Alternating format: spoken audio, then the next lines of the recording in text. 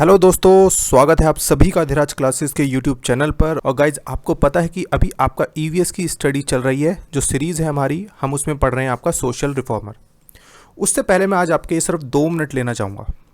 देखिए, मैंने आपसे पहले भी कहा है कि जो आपका सोशल मीडिया है वो बहुत ही पावरफुल टूल है। जो आपका यूट्यूब है, जो एक ऑनलाइन प्लेटफॉर्म है, इसी के जरिए हम आपको पढ़ाते हैं, बहुत पावरफुल है। लेकिन इसी प्लेटफॉर्म पर बहुत सारे लोग आपको नेगेटिव देखने को मिलेंगे। वो बहुत तरह की नेगेटिविटी फैला रहे हैं कि वैकेंसीज नहीं आएंगी, कॉन्ट्रैक्चुअल वैकेंसी आ गई हैं तो परमानेंट वैकेंसी क्यों आएंगी। देखिए, ऐसा नहीं है। आप कोशिश करिए पॉजिटिव रहने की। परमानेंट वैकेंसी और कॉन्ट्रैक्चुअल वैकेंसी दोनों अलग हैं। कॉन्ट्रैक्चुअल मैंने आपको बताया था वीडियो में कि ये केवीएस का एक रूटीन प्रोसेस है, ठीक है। तो उसको भूल जाइए, अपनी स्टडी पे फोकस करिए और पॉजिटिव रहिए। बार बार आपसे मैं कहता हूँ, देखिए, आप कोई भी काम करें, आप फिजिकल वर्क करें, मेंटल वर्क करें, स्टडी करें, किसी एग्जाम में पेयर होते हैं आप, तो आपका पॉजिटिव बिहेवियर बहुत अहम रोल प्ले करता है। तो कोशिश कीजिए कि आप हमेशा पॉजिटिव रहें और हमेशा अपने गोल पर फोकस करिए कि हाँ, आज आपको ये टॉपिक पढ़ना है, आपको पढ़ना है तो इतना उसका पोर्शन आपको फिनिश करना है। तो आपकी स्टडी कुछ इस तरीके से होनी चाहिए। तो आज के लिए मेरी एडवाइस यही है कि पॉजिटिव रहिए, अपने गोल पर फोकस करिए और जो भी आप टॉपिक डेली फिक्स करिए कि आपको ये टॉपिक पढ़ना है, ठीक है। चलिए, अब हम चलते हैं अपने टॉपिक पर, जो है आपका सोशल रिफॉर्मर। इससे पहले हम 10 क्वेश्चंस की एक सीरीज़ कर चुके हैं और ये आपकी सेकंड सीरीज़ है, आपका सेकंड पार्ट है। चलिए, फर्स्ट क्वेश्चन है आपका, राजा राम मोहन राय ने डैश का समर्थन किया। ऑप्शन है आपके अंग्रेजी शिक्षा, संस्कृत शिक्षा, अरबी शिक्षा या उपरोक्त में से कोई नहीं। तो आपको पता होगा, राजा राम मोहन राय जी ने जो समर्थन किया था वो चाहते थे कि भारत में अंग्रेजी शिक्षा होनी चाहिए। वो संस्कृत शिक्षा और अरबी शिक्षा को बेकार मानते थे। वो ये कहते थे कि इनके आधार पर भारत प्रगति नहीं कर सकता है। तो इसके बारे में थोड़ी और इन्फॉर्मेशन ले लेते हैं। राजा राम मोहन राय ने मेकाले से करीब लगभग 12 साल पहले एक चिट्ठी अंग्रेजी सरकार को लिखी थी और उन्होंने इसमें अंग्रेजी शिक्षा की वकालत की थी, बल्कि संस्कृत में पढ़ाए जाने का उन्होंने खुलकर विरोध किया था और कहा था कि भारतीय भाषाओं में शिक्षा देने से देश अंधेरे में ही रहेगा। क्यों रहेगा? क्योंकि इसमें आधुनिक विचारों का समावेश नहीं है और यह सिर्फ पुरातन बातें ही करता है। उसने रूस का भी उदाहरण दिया था और कहा था कि यूरोपीय भाषा में शिक्षा देने से महज 100 साल में रूस अज्ञानता से निकलकर सभ्यता की ओर बढ़ा है। तो जो आपके राजा राम मोहन राय जी थे, वो जो वकालत करते थे या चाहते थे कि कौन सी शिक्षा होनी चाहिए भारत में, वो चाहते थे इंग्लिश एजुकेशन भारत में होनी चाहिए। चलिए, सेकंड क्वेश्चन पे चलते हैं। सेकंड क्वेश्चन आपसे पूछता है, किसने नारा दिया मानव के लिए एक धर्म, एक जाति और एक ईश्वर? तो यह नारा किसने दिया था? ऑप्शन है आपके, option A Mahatma Gandhi, option B Jyotiba Phule, option C Swami Vivekananda या डी श्री नारायण गुरु। आप साथ के साथ अपने जो आंसर हैं एक पेपर पे नोट करते रहना, आपको पता चलेगा कि आप कितनी स्टडी कर रहे हैं। तो इसका जो करेक्ट आंसर है, सेकंड का करेक्ट आंसर है ऑप्शन डी श्री नारायण गुरु। देखिए, इनके बारे में थोड़ा डिटेल में बता देता हूँ। ये केरल के थे और ये एक निम्न जाति से संबंध रखते थे, ठीक है। और तब उन्होंने ये नारा दिया था कि मानव के लिए एक धर्म, एक जाति और एक ईश्वर होना चाहिए। थोड़ी सी और इनके बारे में डिटेल में जान लीजिए। ये हैं आपके श्री नारायण गुरुजी और ये केरल के थे और इन्हें अछूत के आधार पर काफ़ी सामाजिक भेदभाव झेलना पड़ा था। और इनकी जो जाति थी वो थी इझावा, ठीक है, उसमें इनका जन्म हुआ था और केरल के जातिगत समाज में उन्हें बहुत अन्याय का सामना करना पड़ा था और इसीलिए उन्होंने आंदोलन चलाया था कि इन जो निम्न जाति के लोग हैं उनको भी मंदिर में प्रवेश मिलना चाहिए, ठीक है। चलिए, अब चलते हैं अपने थर्ड क्वेश्चन पे। थर्ड क्वेश्चन आपसे पूछता है, रामकृष्ण मिशन का मुख्यालय कहाँ स्थित है? Where is the headquarter of Ramakrishna Mission located? तो आपको पता होगा, रामकृष्ण मिशन की जो शुरुआत की थी आपके स्वामी विवेकानंद जी ने 1897 में की थी। क्यों की थी? क्योंकि जो इनके गुरुजी थे रामकृष्ण परमहंस जी, उनके विचारों के प्रसार के लिए। ऑप्शन है आपके इस क्वेश्चन के वेल्लूर, मद्रास, बेंगलोर या इनमें से कोई नहीं।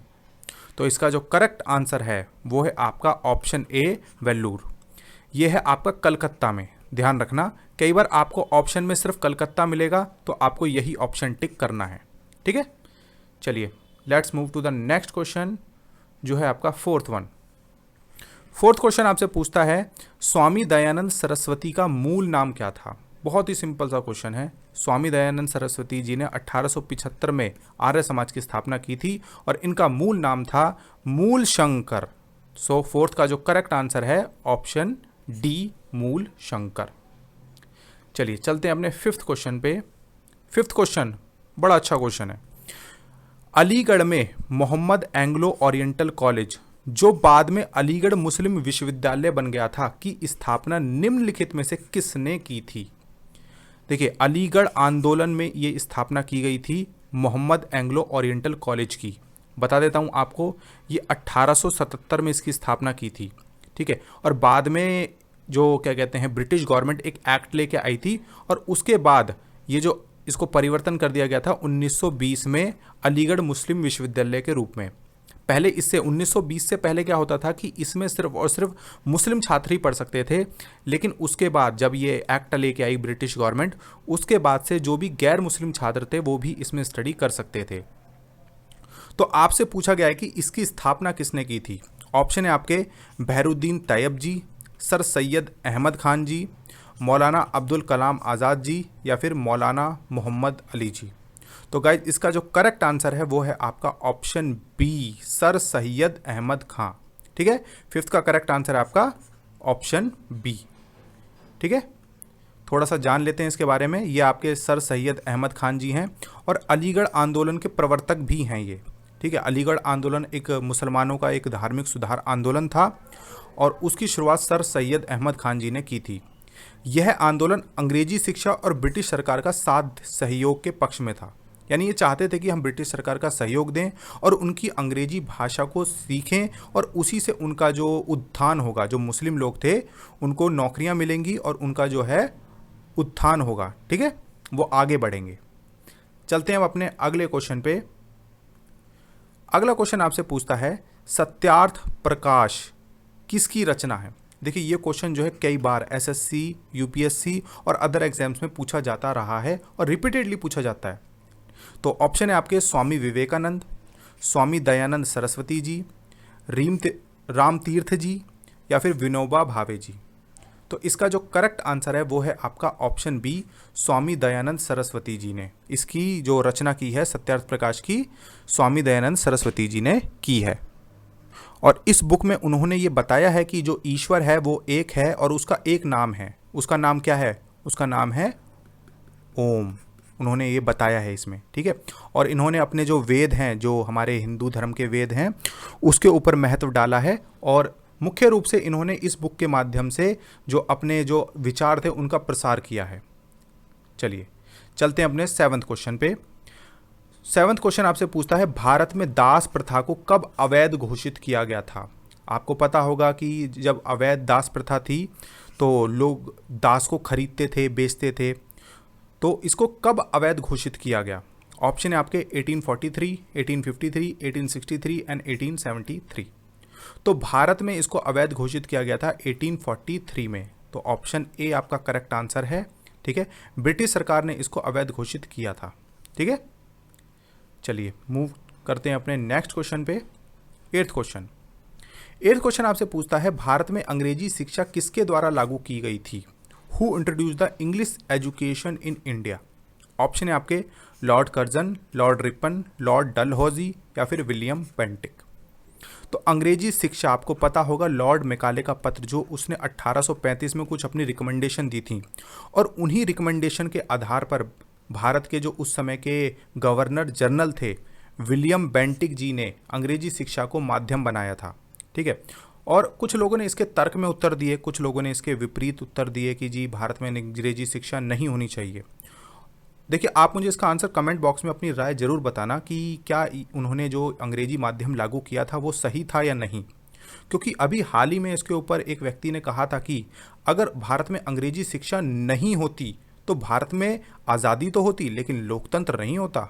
ठीक है, चलिए नाइन्थ क्वेश्चन पे चलते हैं आपके। देखिए, क्वेश्चन से पहले देखिए ये मेरा व्हाट्सएप नंबर है। जो भी हमारे चैनल पे न्यू बच्चे हैं, ठीक है, ये मेरा व्हाट्सएप नंबर है। इस पर सिंपली आप अपना नाम लिखकर मुझे मैसेज कर देना ताकि केवीएस की कोई भी इन्फॉर्मेशन आती है वो हम आपको दे दें। और गाइज अगर आपको सेशन अच्छा लगता है तो प्लीज़ लाइक कर दिया कीजिए। 9th क्वेश्चन पूछते हैं, चलते हैं अब। 9th क्वेश्चन आपसे पूछता है थियोसॉफिकल सोसाइटी ने भारत में कब और कहाँ अपना मुख्य कार्यालय स्थापित किया था? When and where did the Theosophical Society set up its head office in India? Option है आपके 1882 अडयार, 1890 आवड़ी, 1885 कोलकाता और 1895 बेंगलुरु।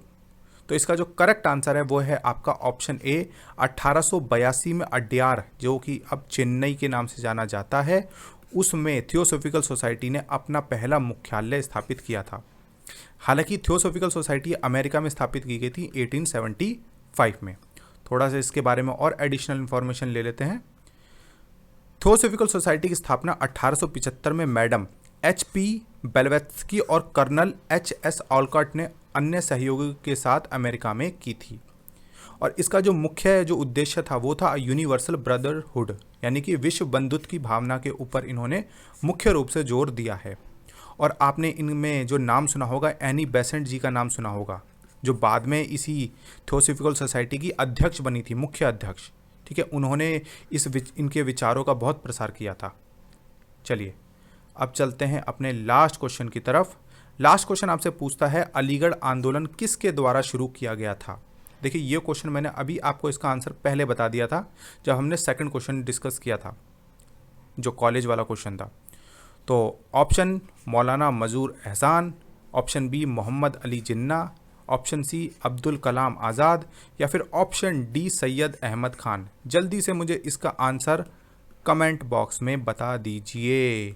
ठीक है, चलिए गाइस आज की क्लास में इतना ही। सेशन अच्छा लगा हो तो प्लीज़ लाइक कीजिए, शेयर कीजिए और जो चैनल पे न्यू हैं वो सब्सक्राइब कर दीजिए। Thank you so much guys.